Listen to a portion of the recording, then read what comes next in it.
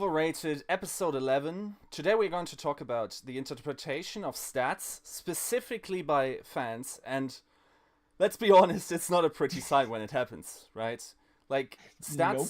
tend to be caught out of context, they need to be misinterpreted, they're usually taken. Because I think there is sort of like a sciencey feel to stats, isn't it? There's like mathy numbers and they need to be objective in some way, but really what makes them objective is the interpretation of an expert, right? So, for instance, I think one very good example of someone showing responsibility in the way he represents or presents stats to the public was recently in the recent meta report, which I'm showing right now on screen, is obviously by Captain Planet. And he's talking about that his stat rankings aren't actually that indicative of how you should play your own ranked games, right? Yeah, So exactly. he's saying basically like there's very big differences in pick rates between the different heroes, not just in mid-tier rankings, but also if you look at the specific regions. For instance, I think Mercy is vastly overrepresented in ranked play, for instance. So basically what he's saying to you is that even though pro meta trickles down, there really isn't that much of a reason to, other than that you're feeling awesome, have the illusion that you could someday do what the pro players do, right? When in reality, it's very hard because you don't have the coordination, and you definitely also don't have the individual skills to make up for that. So I thought that was a very responsible case of showcasing that yes, he provides these stats, and yes, you can talk about them, but you really need to sort of limit the use you get out of them in a sense, right? You know what's the issue though? Like, these kind of things probably bore people too much, and therefore, like the people who this section is directed at, they will never read it. They will only see the first graphs where it's like, oh my god, Roadhog has 0% pick rate in the professional teams. He's the lamest, beyond lamest heroes right now. So if you see someone on your team picking up, it's like, God, are you throwing? Are you a thrower now? I Yeah. mean, when basically like 3 weeks ago or like a meta before, like some months before, it was like a must pick. Like if you didn't play Roadhog or if you like trying to not play Roadhog and try other things, you're like throwing. So yeah, it's really interesting. And what you said, it's not a beautiful. I mean, it's not even close to anything of beauty basically. Yeah, definitely. What happens when people use the stats. And it's not only about people who don't have like this mathematician knowledge, or doesn't really bother to look at numbers and they just misinterpret the numbers. It's also people who want to do this job, but they do it under the wrong premises. Like they look at things and then they contextualize them in a sense that it provides some info, but it's also misleading. You know, so it's also this kind of differentiation between people who look at stats and identify trends.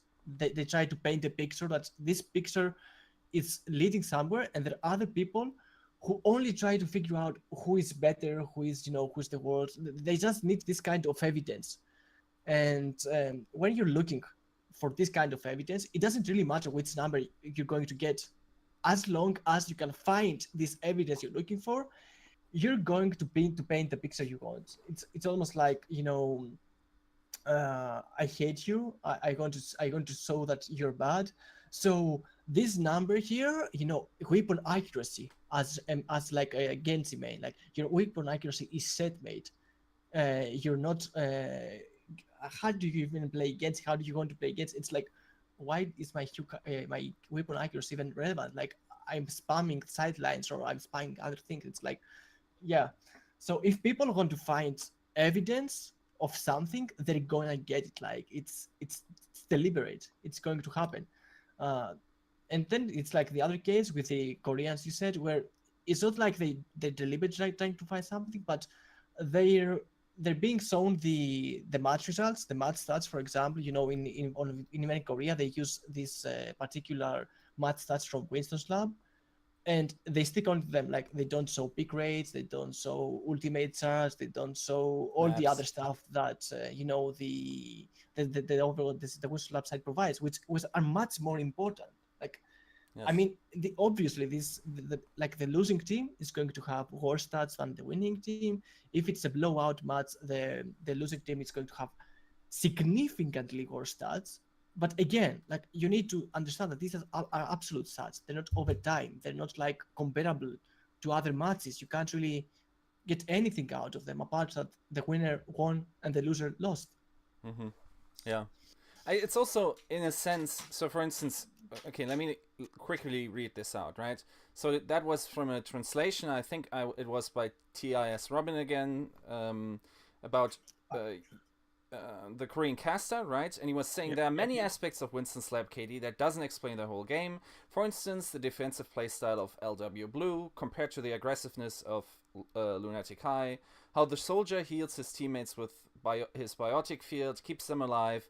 Winston's labs fails to explain the strategies hidden behind those figures in the data. So I would trust the objectiveness of the KD, but only to a certain extent.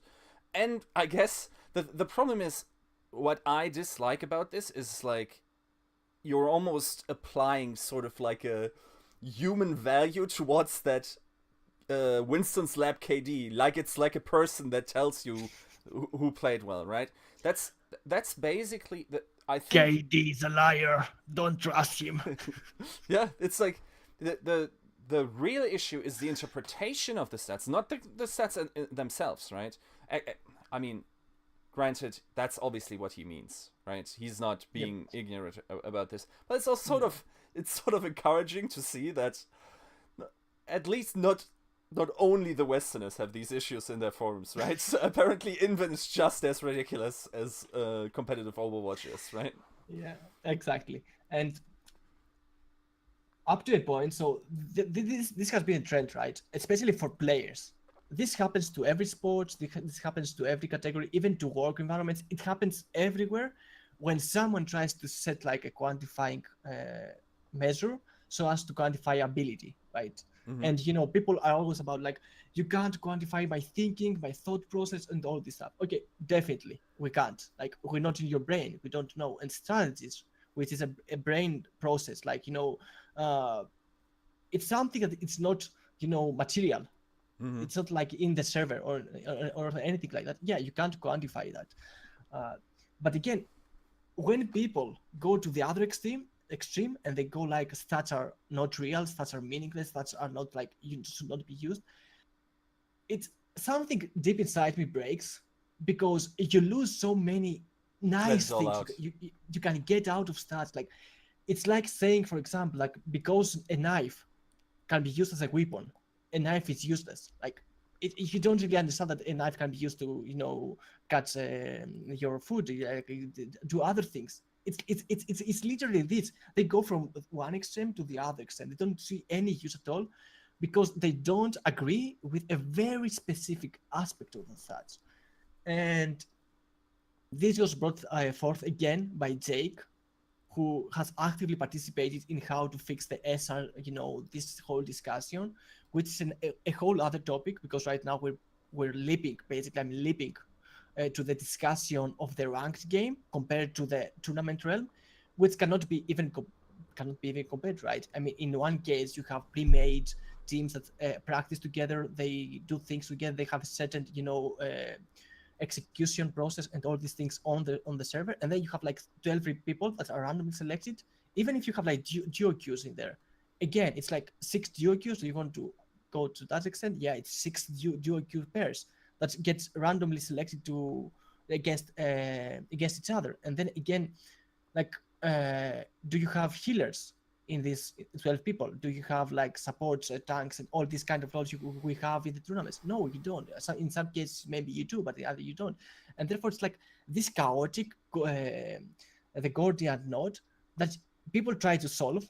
And yeah, there are really people that try to go to solve this riddle via scientific processes. There have been many articles right now popping in this competitive Overwatch subreddit where you see it every other day. Someone else brings forth a mathematician formula and tries to mathematical formula and tries to uh, to see some things like if there's a random path or if there's luck that can get you to a higher elo or a higher SR place, and then how possible is this to happen? Yeah, there's so many things, but this is not how Overwatch should be played, right?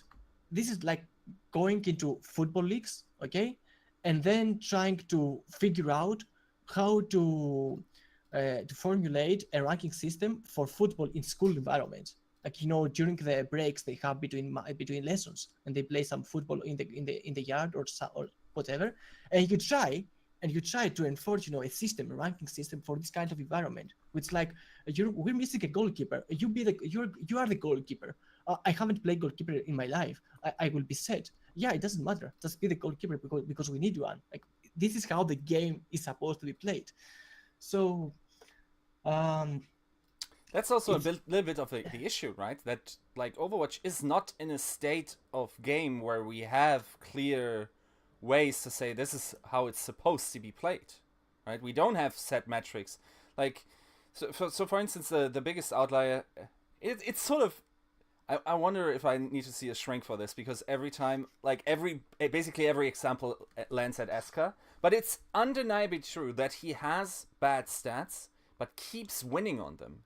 So, like, the more I think about this, is like, he can't just be carried. He needs to be in some way contributing in a way that is not measured by stats, right?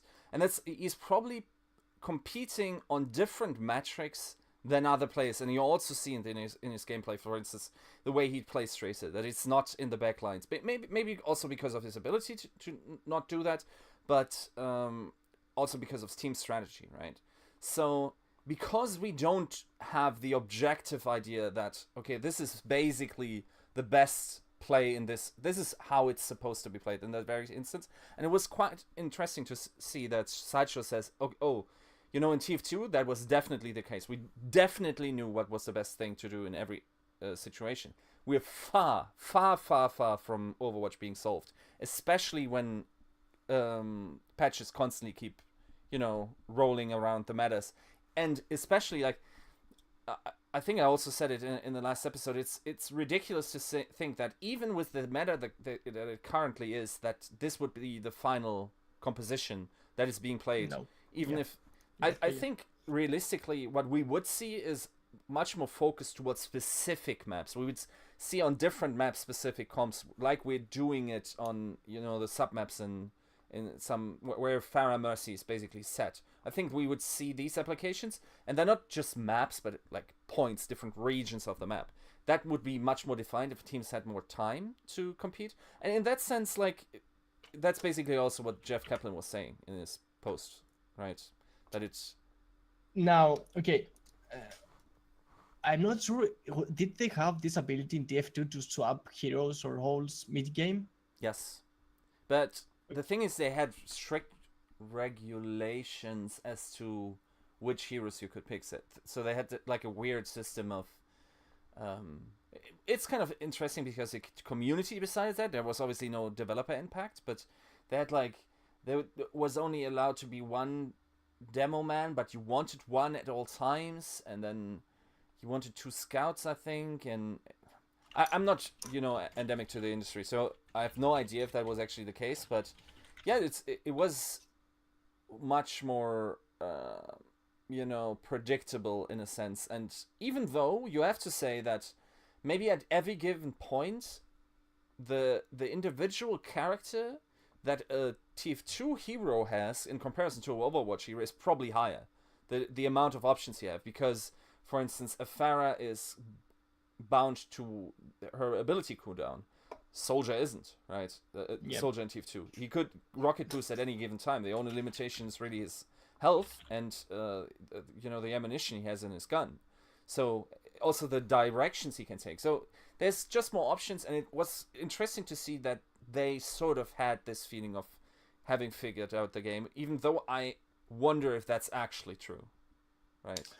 Okay, I'm not familiar with the scene that much. I know Mm. some things based on, people like Sadover and all these people coming from this scene, carrying over to Overdose like frag movies when you follow Yeah. them on Twitter and you see these things. Uh, Again, we need to keep in mind that Overwatch has 4 game modes, has a variety of Yes. maps, Yes. and all of them are being forced to be competitive.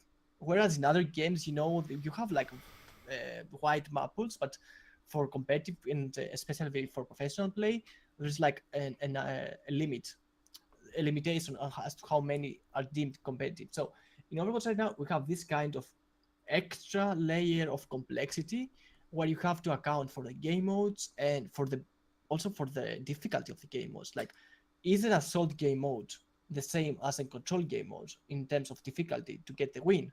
What kind of shots, like the composition, all these things that accompany the certain game mode. And then again, it's like right now in ranked play, you're playing like you get a win based on the map. You don't get a win like you get a win in a professional tournament where it's like you play a rotation of maps, like a best of 3, best of 5, or 4 games or whatever, and then you get the win, right? So it's kind of weird right now, all this discussion. And I think because of that, many people reach the conclusion that stats are meaningless, right? There's no solid foundation to build upon. There is no like common common factors between these kind of things, and everyone's approaching the whole thing from different angles. Everyone, literally everyone. And when you don't narrow down like the angle where you approach this thing, that like you need to make certain that you can't compare the ranked play to the professional play. You should never do that, and you should never enforce professional play things or tactics or whatever in ranked play, because it's two different things. It's like I said, like um, college football and the professional football. Yeah, there are some common things, but again, it's like a different world. Like in some cases, the rules are different. In some cases, some things are different, and Mm-hmm. whatever. Maybe like the duration of the match is different. So Yeah. you should, when you do these leaps though, when you do these leaps and you don't really put any limitations, things can go way out of hand. Like you can reach conclusions or you can propose things that can really work in the short term just to spice things up, like to create something new or whatever. But eventually they're going to regenerate a stale situation, because no system will ever be able to capture the complexity and evaluate it fairly. Yes.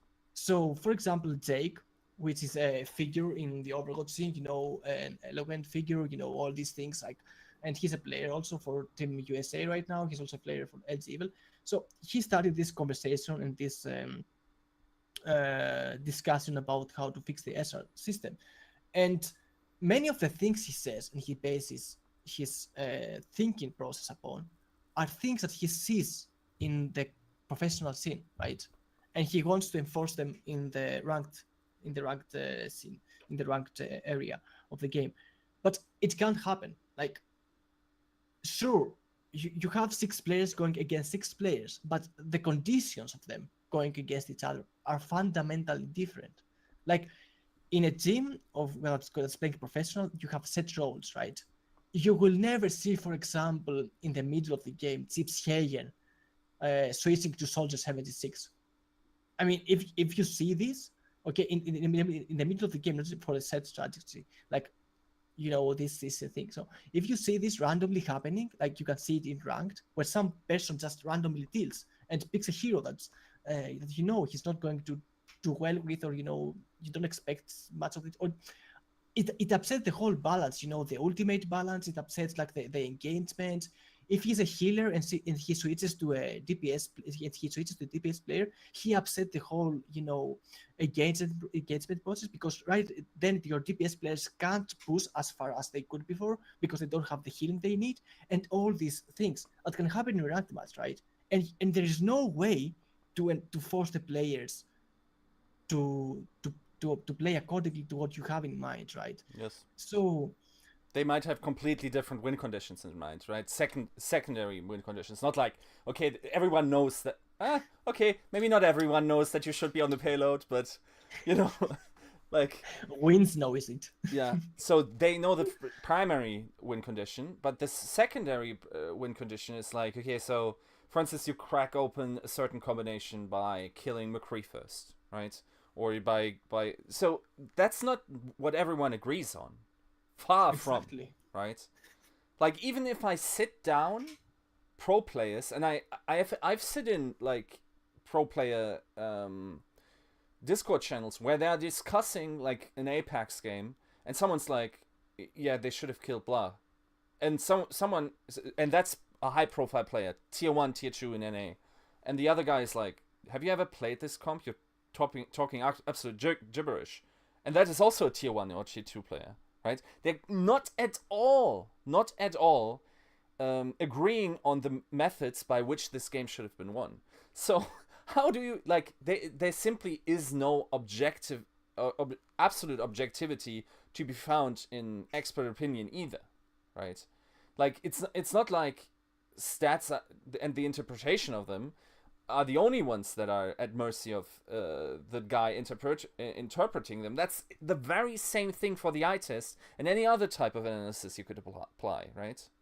Exactly. And when you hate on one of them, which is like the stats one, and you don't hate on the other, when you when you value one of them more than the other, although they're both valuable, they both like basically it's, and this is a thing I enjoy because casters, when they're casting the game, they try to envision which are the win conditions, right? They know their ultimates, and also they know it from an angle that no player in the game at that point knows it, right? Yes. No player knows the exact charge rate of the ultimate, or if how many ultimates exactly are up for the next team, or how close they are to another ultimate. Yeah. The caster knows that, right? The caster don't know that because he sees the overlay and all these things, and they try to run a scenario through their head, and they also relay the scenario to the audience. Okay, and they fail, right? And at some points you fail, like you expect something to happen, it happens, but then something else goes on and tops these things and upset the whole thing. Like let's say Soon has a pulse bomb, okay, and Eska has a pulse bomb. So Eska goes and kills 2 players of Soon's team, and you say, like, that's a lie already, but go on. Okay, he kills he kills himself on the process. Like, There we go. I can make it. I can make it more. What's reality? Let's say, okay, so you have Eska and he kills 2 players of Sun's team, and you're like, okay, now the balance is 4-6, so it's a lost game, right? It's a lost fight. And then Sun goes and attaches the pulse bomb to the soldier. The soldier runs to the other 2 players, 3 down, in a matter of seconds, right? And you like in your scenario, the pulse bomb would be the deciding factor. The opening skills would be so important, and then something happens and upsets this kind of process. So exactly like that, when you're looking at stats, okay, and you think like what you're trying to see, what they hint at, what they indicate, what the trend is. Yeah, you need to constantly be able to combine things, right? You need to check this thing, and then you go, and in the end you need to go and check another stat and combine these things constantly. And then again, you have to sometimes you watch the video to see if what you see, the stats hinting, if it's implemented in the video, like if it's in the execution as well. And then you combine the eye test with the stats, and you have the final product. Yep. So,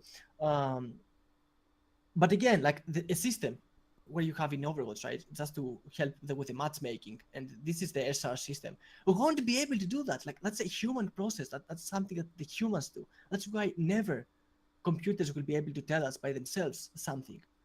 We need to run it through our own, super abilities, Yeah. our mind's super abilities, Yeah. super processing abilities to get it. So people hate on the SR system, people hate on the metrics, people hate on the stats, but these are just tools to help the matchmaking process. Like, otherwise, what are you going to have? Because again, let's get back to Jake. Jake supports like a win-loss scenario. Okay, this can work. Okay, this can work. Can it be abused? Yes, it can be abused. Like the right now the SR system can be abused.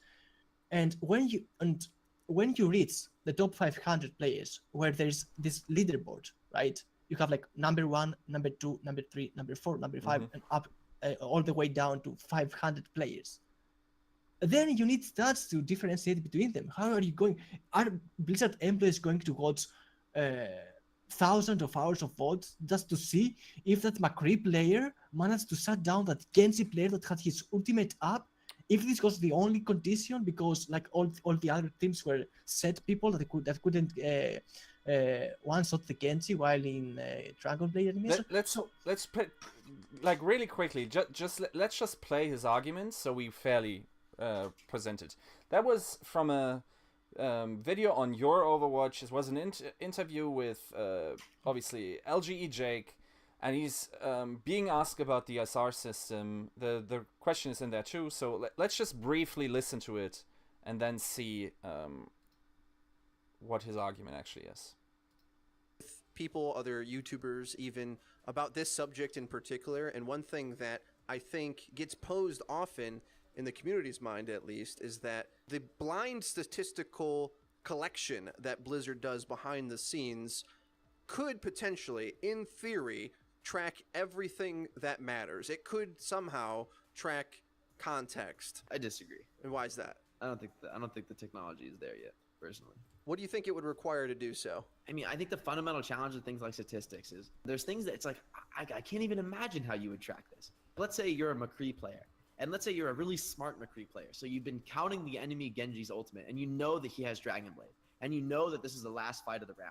So in order to win the round, you hide in a corner, you flashbang the Genji, you right-click him, and you instantly die for your troubles because the whole team's around him. But because you killed that Genji, and because he had ultimate, the enemy team can't successfully push. They're unable to retake the point. You win the round. In my mind, wow, big play. That's an impressive play. You know, that's a smart play. You had to understand the game well enough to know when the enemy Genji had ultimate. You had to know what your win conditions were for the round, which is that you had to stop the enemy Genji from getting a blade off, and you positioned yourself properly to take advantage of that. What the statistics show is that you flashbang one character, you killed him, and you died. Wow, that's a 1-for-1 kill death ratio. Nothing impressive, honestly. Statistical. Okay, so let's break it off here. So, as we see, and I personally think this is actually a rather bad argument example for his case, because what he's saying is that it is somehow not analyzable by stats to see that the McCree killing the Genji that has an ult up was sort of like a good play. So, one thing we can say for certain, if you have the data amount that Blizzard has, right, you can probably do crazy shit like, okay, if you're in Dorado in the range of 40 meters after the second point push and 60 meters, and there's a Genji with an ult up, if he's there, he cleans house very often, and therefore the impact kill of killing him first, which is fairly easy to see, right? You just check if he has an ultimate, and then the McCree checks if he can, if he killed him. It really doesn't matter in what way he killed him, right? That's like we're not comparing styles. We're not giving style points. We're comparing on outcome. So it doesn't matter if he headshot him 3 times from 500 miles away, or does a sneaky play and dies then, or dies in both cases. The outcome is the important part. So here you can definitely, with the amount of data, could compare these stats. Now, I know, and this is okay. We're exiting the cycle jerk situation of this podcast. I know this is where we disagree here, because like what he says this is an argument for simply win-loss rate as an SR gain and loss, right? So do you think that's an argument for that? And if not, what's your opinion on that? Well, he said it in that interview he did before, that he thinks that everything can be shown, basically. Everything that has happened in the fight, all these small details, all these mind games, all these positioning, fancy things happening or whatever, they can be shown if you get the win or if you get the loss, right? It doesn't even matter. For me, that's the absolute lie, right? If you take professional players, if you take like the top players of their categories, like for example, do we want to go to the CS:GO scene? Do we want to go to other scenes or whatever? There are extraordinary players with the best stats, and they still get the L, right? Nico on mouse sports. Do you want? I mean, this is probably the biggest, the greatest example of all times, where his stats in every game was like, tremendously well, like his ADR, his KD, all these things, and he has been praised so many times. I don't really need to go through this stuff again. But if you check his win-loss ratio in a team environment, it goes bad because his team constantly lost in most games. So I don't think that you can see which player is doing these things with such a system that only tracks wins and losses, because right now there's such a system in game. Like, how many wins and losses or ties a person has in game right now. Mm-hmm. What Blizzard tried to do is, because this is necessary for when you reach this kind of small differences, like 500 players, who is at the top, who is at the bottom, who is like number one, number two, and are the differences. At that point, unless you sit down and watch how many hours of what I don't know, just to find which player really did all these things properly, you hear the comms, you hear all these things. You need some kind of system that tracks stats, or tracks some aspects of the game, so as to give these guys points. And then you know that this guy is number one, this guy is number two, this guy is number three, and so on. So I think because this is their thought process for Blizzard, they had the system and then they applied it from the top to the bottom, right? They applied it for every category and said, like, since we're going to use it so as to get like the 500 players, let's use it for every single SR tier, and therefore you have like different SR gains for platinum members, for gold members, or whatever. I mean, for not different, I mean varying, right? You can get like 100 points or 30 or whatever. Do I agree with it? I don't agree with the way they implemented it, where they're watching and they're comparing you to other people in your SR range. Because when you change SR range and you go from platinum to diamond, then you're having like probably a more difficult time to adapt and gain SR points, and then you're dropping back to the platinum level, for example. So yeah, a fix needs to be implemented, this kind of ranking process.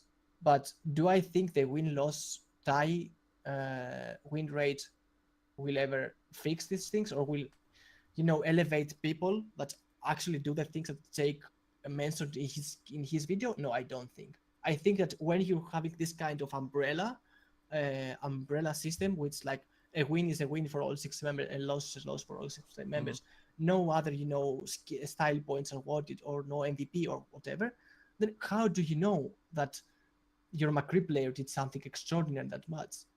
How? I mean, you don't, right? It's just a win. It's the same win. It's really one win point. Whether he has carried the whole match, whether he has clutched so many situations, it's 1 point if he was feeding, and he's like he had a bad day and he didn't anything properly. There's no differentiation, right? Yeah, I think the problem that people have is that they hone in on this one specific instance where something weird happens, and therefore the entire system is invalidated, right?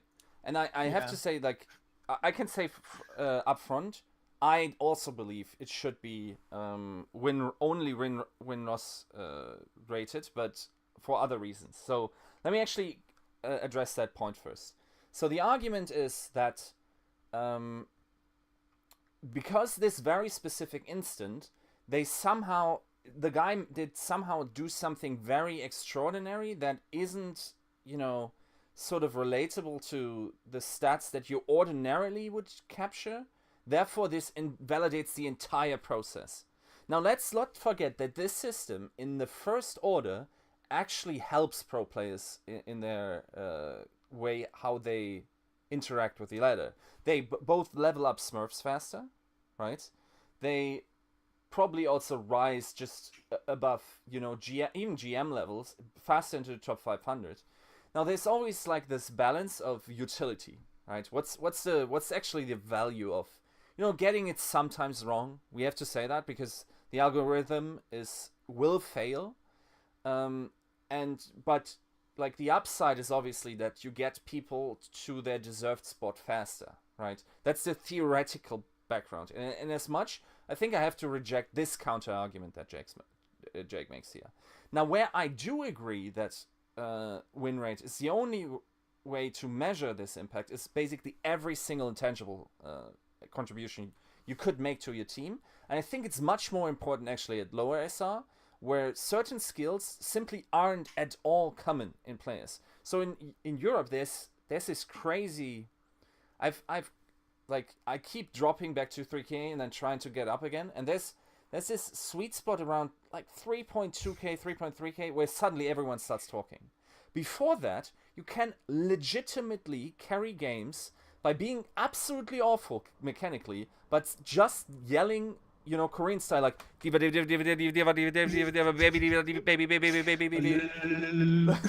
right? That's actually effective because it focuses action, and focus is actually very important if you think about how important confirming kills is, how important getting first kills is, having the the numbers advantage, and these things cannot be caught by stats. If you're the Lucio that never gets a kill, really doesn't get many ults because he doesn't have to heal his teammates as much, right? All these intangible values simply don't go into that win rate. Now, win rate is just indiscriminately, throwing all this together and then obviously not accounting for variance. And yes, it could be the case that you're one of these sorry sods that gets like constantly trolls or very bad people that should not be at EOSR, and you keep dropping down. That's a statistical, realistic possibility that for a few individuals elo hell exists, right? That's possible, right? Well, it's the thing is that's what Blizzard always told people. Like, you need to play enough games so that the system has an idea of where you're floating around, like what's your skill about, and all these things. Now, if someone plays a game, let's say every weekend, and another game in between the days, in the weekdays, like, no, you'll never get like all this kind of proper evaluation of your stats at Blizzard wants, so as to get you to NSR or something like that. So it's the ranked ladder for me. I don't even want to touch upon this, like how you can balance it, if the win rate is the only solution, if it's the best solution, if it can be abused later on, if it can't be abused.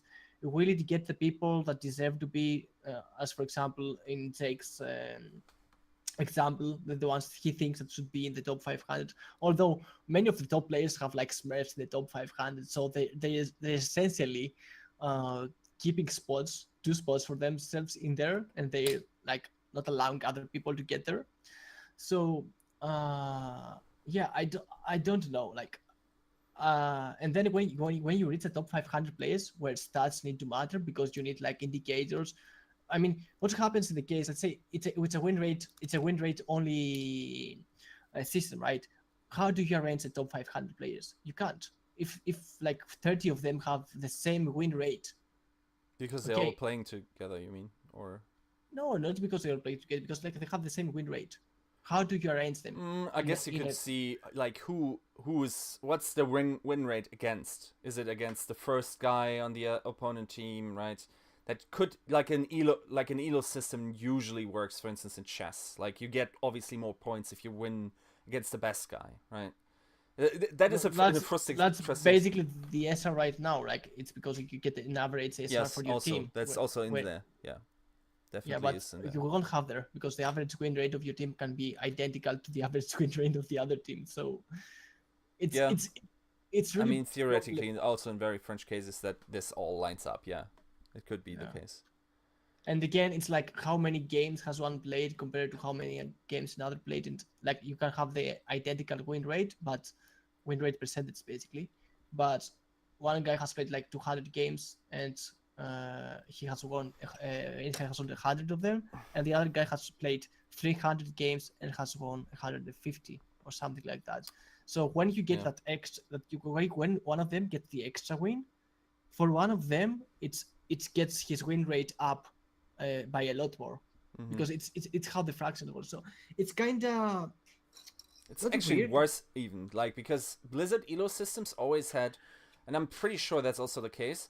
You know, the after a certain amount of games, you just naturally start gaining less and less SR, but also losing, because the system thinks, okay, I have a very good idea where the guy actually is, so in order to consistently give him competitive matches, I'm just not going to give him much more or much less SR. And that's also the justification for win rates, for win streaks, I guess, from Blizzard's side, is to say, okay, if someone actually has like a win streak of 15 games, I guess it starts around 6 or 7 games, right? Something is not right. He's not sitting at the correct SR. Now, what this completely disregards is that there's obviously good and bad days, right? And that some players play a bunch of games, right? And all these shenanigans is like, I don't know, these adjustments to the SR system.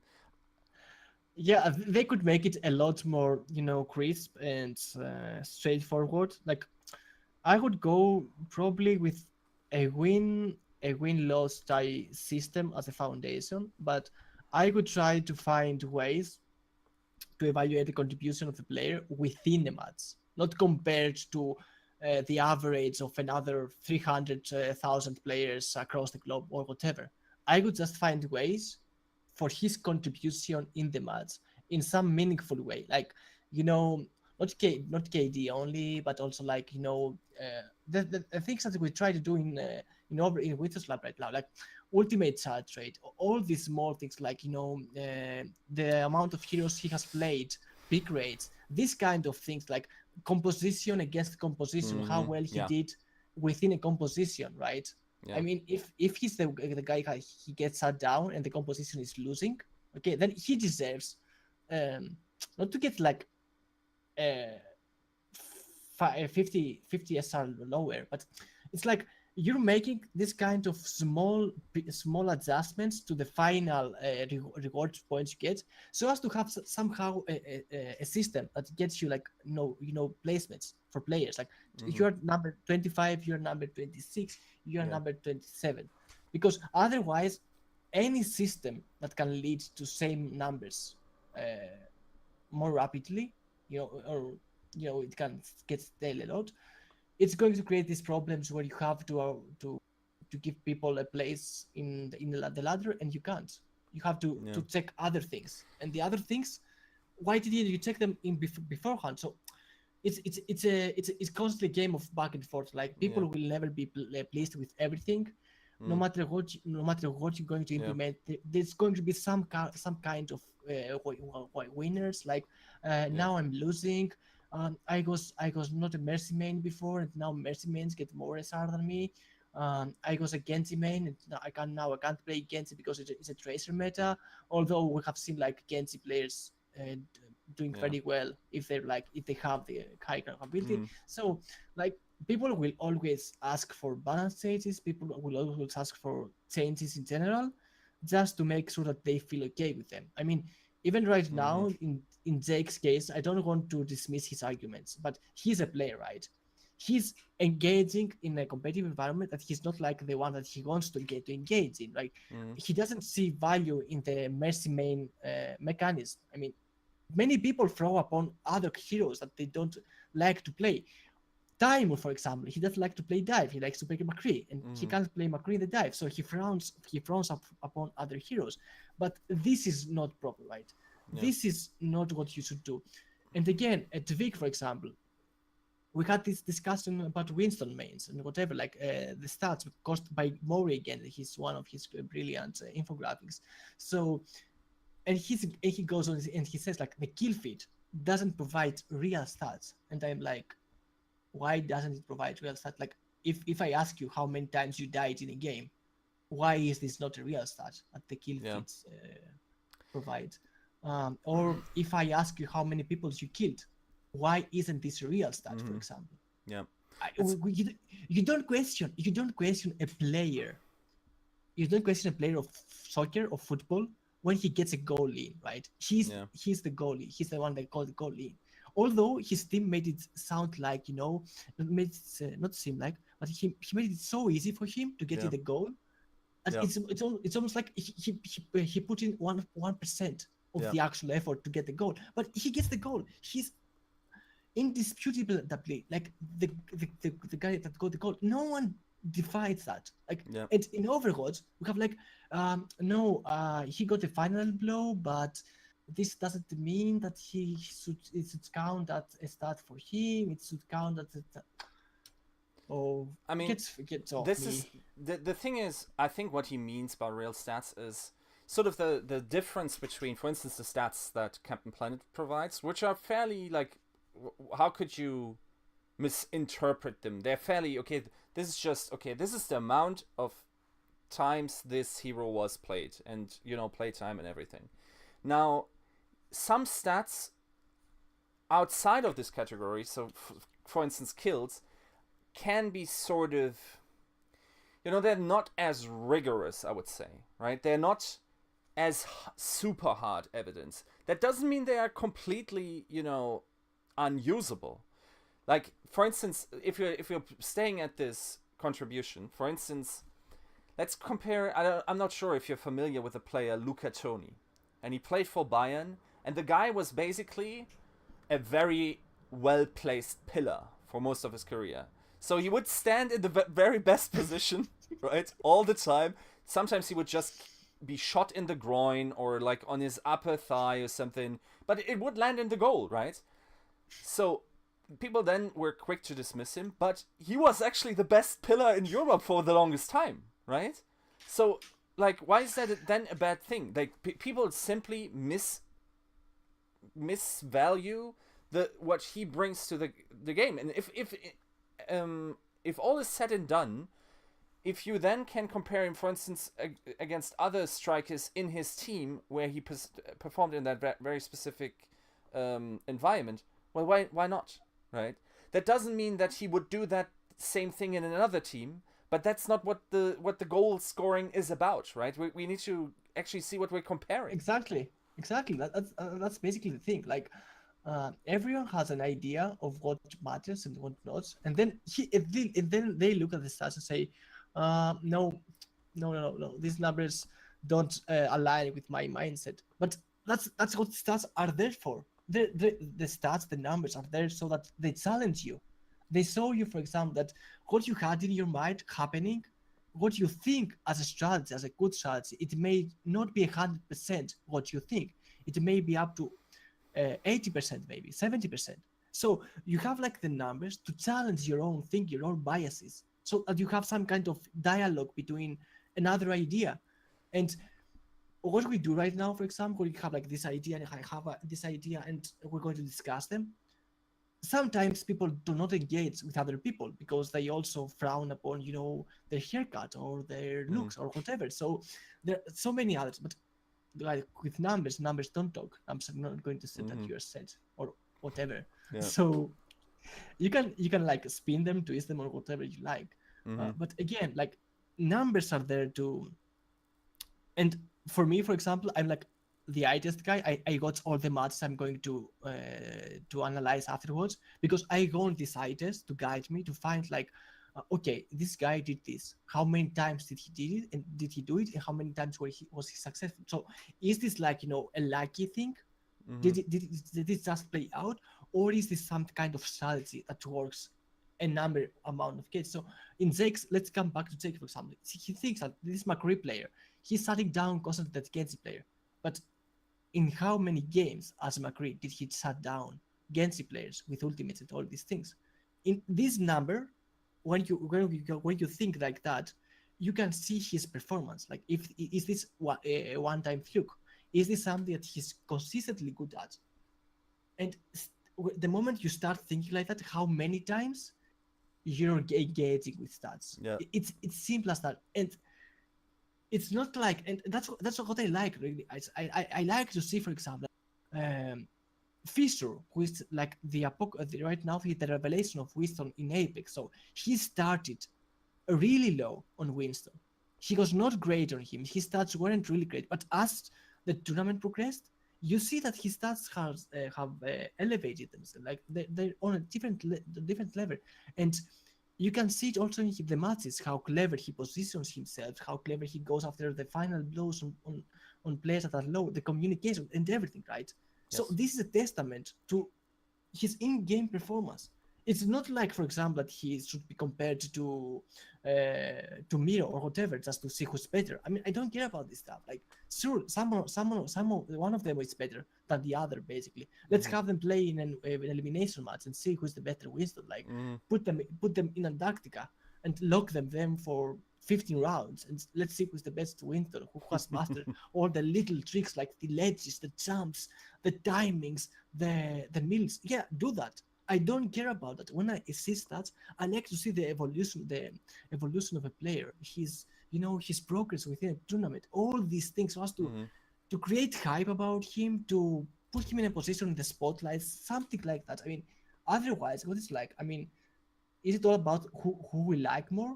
Okay, you like Tvik, I like let's say Boombox. Are we going to have a battle because we like something?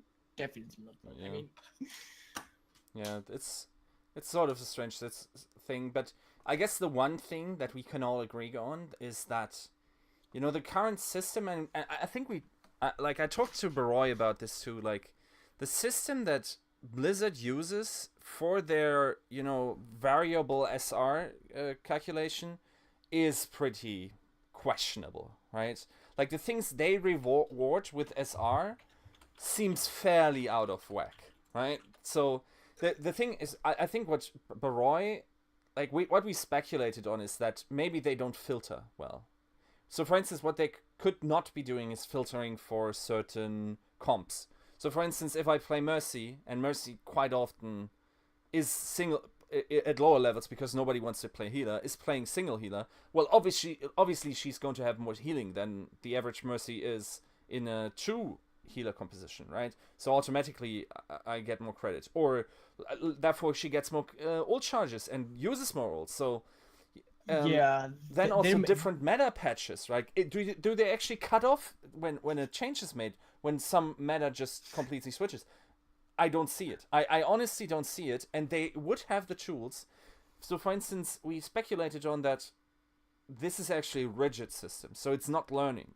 It doesn't actually, and if it is, no human is actually correcting or for correlation. So what I mean by this is, for instance, they could see maybe on a specific position on a map, let's say Road 66, there, if you score a kill there, it's very beneficial. Now, you don't know what the exact correlation is. You need human interaction in order to evaluate these stats. Now, I don't think that's actually happening. I can't imagine that they sit someone down who then looks over all the algorithms and weights them, like, for instance, Baroy does, right? He keeps, refiltering the process, and obviously there's flaws in there too, but at the same time it's I guess learning experience. Yeah, it is definitely a learning experience, and obviously it's very new in the game. We don't have API access, so the stats we have access to are definitely not the best we could have. Yeah, they're right? very limited. They're very limited. But now, don't get me wrong. I agree with you totally. But especially for Blizzard, I don't think they understood the game very well from the beginning. And for me, this first year probably can tell them the extent of or the range in between, where to put the ranking, the ranking process, like the ranking evaluation system and all these things. Like, I don't think they had any idea. I mean, they start the game with multiple hero limits. Now it's one hero limit. So it takes some time to find out, how the game can be played and what stats mean and which stats to track. So I've written some bits on that. I have 2 more basically to discuss about the other heroes that I haven't really discussed. And with every new hero, you need to reevaluate everything, right? I mean, it's not even funny just to say that um, because I have found the proper formulas for all the previous heroes. Now that I added one more hero, the previous formulas remain the same. No, they don't remain the same. They change vastly. Like before, and once we get like to what people want, like 50 heroes or 35 heroes, in a game like Overwatch, where you can swap heroes in between on a certain map, like how many times you want, and then you distribute your stats basically across 10 heroes or 20 heroes or how many heroes. I have no idea how it's going to play then. It's like you're going to have so many maxes and mins and minimums, and it's not going to be even funny. Like, how do you even try to to evaluate this stuff? So it's gonna be hard. It's gonna be a long process. It's gonna be super interesting for me. Also, I think that people right now exaggerate too much with the stats. They don't see the value because they literally live in a bubble where like their eyes are so biased that they don't even try to sit down and do some numbers like themselves for something that they find interesting, right? So Yeah. yeah, and I think eventually all they talk about the things, it's like it's almost like they try to keep a sanctuary in which like the ultimate measure is only skill, but the subjective skill they have in mind, right? Yeah. And Koreans many times have they have challenged this notion of skill, because you see, for example, that there's a meta established in North America, and the meta moves over to Korea to compete, and the meta gets destroyed. Yeah. Yeah. So Yes. I am not even sure. Like, I mean, if you want to make sure that your eye test is infallible, or you have like the proper idea of the win conditions in every given situation, I would ask the Koreans before I would. Probably, yeah. I mean, that's not wrong, right? Yeah. Anyways, So, basically, to sort of start rounding this out, there's the interesting thing, obviously. This entire process, and one thing I have to say real quick, I wouldn't have an issue with this customized SR game if there wasn't so much hinging actually on ranking, right? If you're handing out like surveys or potentially like combine invites based on ladder position, then you better make sure that's a good ranking system, right? oh yeah, definitely. So I think we need to discuss it on another separate episode. Yeah. The way they approach the whole Overwatch League thing. Basically, I wouldn't even care about the ladder. Yeah. As long as a team, like a player of plat players, they're going to play against another team. That's how you do it. Yeah. You make you make small leagues Exactly. per rank or whatever, and then the better teams, the teams with the better players will rise to the top and move to the next league. Like what happens in football, in almost all sports leagues, right? You have like random players formulating teams. Okay, they start really amateurish, and then they move on to the ladder, and then they reach like a position where they can be drafted to good teams or whatever. I don't see a reason why you have to start from a masters position, but maybe it's because like all the other sports leagues have like a limited number of players that can be monitored by a supervisor or whatever. Yeah, this kind of authority within a certain system. When Blizzard has 30 million players and they can all participate in these activities, maybe that's the only differentiating factor. Like maybe you need such a system, but like it's also like what you said, like you need to have a proper SR system so that you can make sure that the players that deserve to play there can play there. Otherwise, it's like abuse the system to get to masters and then try to find a team and all these things. Yeah. So before I start joining the cycle jerk, I just want to get out like while we're on the topic of SR, there was a pretty informative thread. So it's Overwatch data analysis, stats for wins versus stats for SR. And it's basically a guy looking at the win rates of specific like ranking ranges and how the win rate relates to the SR they have. And as it turns out, like Mercy isn't actually the problem. If we look at her win rates, they are sort of, you know, close to 50%. The actual offender of being, you know, Rated. overrated, indeed, is actually Anna. She has the lowest win rates, and by far, right? Yeah. And while being at this same SR, so it seems like, and the conclusion he makes is, this suggests to me that SR gains and losses should be toned down a little bit, and it's a little easy to get SR with her. So it's actually Anna that is the worst offender in that regard. But let's like, because Anna is obviously like a skilled hero, right? So like, let's also you can't hate the old ladies. it's exactly, you just can't do it, right? Like they just recently nerfed her. Like, hating Anna is not in anymore, right? So No. that's not how it works with the pro players nowadays. So okay, let me you know, jerk on. And there was a hilarious clip that it's also a little bit older from Mendo. Let's just listen to it briefly. Let's see. So Dude, dude, can somebody dodge, please? Why? Somebody look at this Mercy's win rate. Just somebody. Let's see the nothing but whoa. She's fucking. Oh, What? God.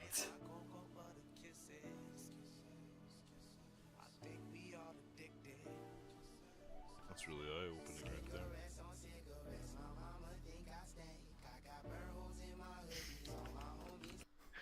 So that's a Mercy with 21 win percentage in mid-masters, about mid-masters.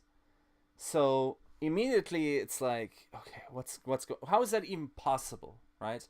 And we were discussing here, and we were like, okay, how is that possible? He probably was ranked very highly last season. So his end rating was something like, you know, GM, and then he played only Mercy this season, and that's why he downranked, and he will keep downranking. Now we actually, like, I'm fairly sure this is the player we were talking about.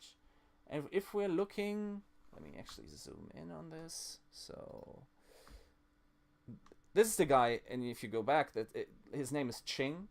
And if we look back, he didn't play too many matches. He was level 219 in the video. He's now 220, so he didn't play much.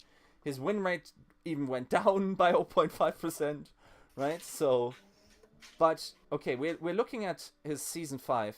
This is his rating right now. So you also see maybe he decayed even a little bit, because again, that's a while ago. But so if we're looking at the resurrects, he's in the top percentile. Like, that's his strongest stats. Like, the amount of resurrects he gets, and That's useless. so, and also on overbuff, which I sadly don't have open, it also says that he damage boosts a lot. So apparently these are metrics. Like, okay, let's first confirm this is actually not was not the case that he was low ranked, higher ranked last season. He actually was 3.7k. So he initially was higher ranked after his placement matches by simply only playing Mercy. Now you can obviously think, I actually looked at it, he didn't do that well in his placements. So there is some strange stuff going on, obviously, in the evaluation, right? He had if we go here, he had a 60% win rate, even, so he was, maybe he wasn't the final skill rating, he decayed or something. There is the possibility of that happening. It just seems very strange, right? What was happening? So all in all, we can say this: there is some overvaluing in certain stats, I would say. So certain people know how to abuse these numbers. I would think that's the case. And it looks to be the amount of resurrects you get. And as you can possibly imagine, like, only just, you know, taking like a coin and like locking it into queue so you use your ultimate as soon as it's up is probably not the best way to play Mercy, right? Even though it might be according to Blizzard's SR system. So naturally, me being the support player I am, I'm Mercy main, by the way, now. Right? It had to happen. This is basically, let's disregard that I'm actually going to main Anna because that's the free elo. But like, obviously not in, right? Hating on Anna, not in. Mercy main, by the way. Right? I do look good in wings. And with boobs. I mean, I do have these in real life, so. Yeah. Anyway. That's an accurate representation of Whisker. His everyday life. Yeah. Indeed. So, unless you have anything you want to share, I guess we can cut it off here. Anything? All I want to say to everyone who made it this far in the podcast, basically, I don't think anyone made this far. It's like, do not hate on stats. The stats are what they are. Try to find what you find interesting in them, and just live with it. Like, just don't hate on stats. Do you want to let the stats hate end? Do you want to have a statistician pronoun, a specific one that people want to call you?